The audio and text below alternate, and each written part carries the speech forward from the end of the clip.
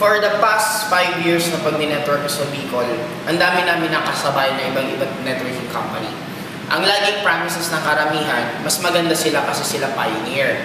Kaya lang kung iisipin mo, kung yun ang magiging logic mo, na kaya ka lang sasali sa isang networking company is pioneer, ibig sabihin yun, every year lilipat ka. Kasi every year meron pioneer eh.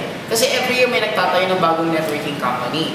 Ang pioneer, kung sa totoo lang, siya ang pinakamahirap na stage. Bakit? Take note, 90% ng networking company on their first 1 year nagsasara. Bakit sila nagsasara? Ang dami nilang dadaanan. Ito mga question. Una, papatok ba sila sa market? Kakagating ba ng market yung produkto nila? Second, may mga sasali ba sa kanila? Third, anong assurance na yung may-ari mismo hindi magpapalit ng marketing plan? Ang dami ko lang na-encounter. Meron na isang networking company, nangako sila na hindi sila magpapalit ng marketing plan for the full 10 years. Tapos after a few months, nagpalit. Kaya na ang magiging dilemma doon, anong mangyari sa'yo? Kaya nga maganda ngayon sa InGlobal kasi talagang matagal na siya. Sa 5 years hindi nagpalit, ang gagawin mo na lang, susundin mo lang yung sistema. Dito, the moment pioneer ka, ikaw gagawa ng sistema.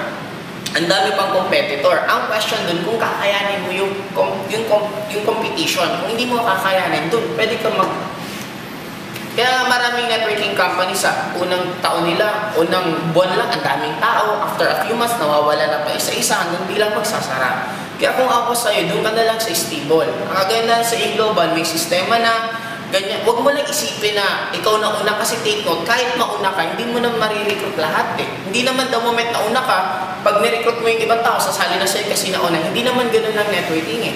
Kasi ang iba nag-join sa networking, it's not dahil sa pioneer, nag-join ang iba dahil sa product. Kaya kung maganda ang product mo, automatic may chance na pwede kang tumagal. Kaya lang, what if hindi mangyari yung ganun?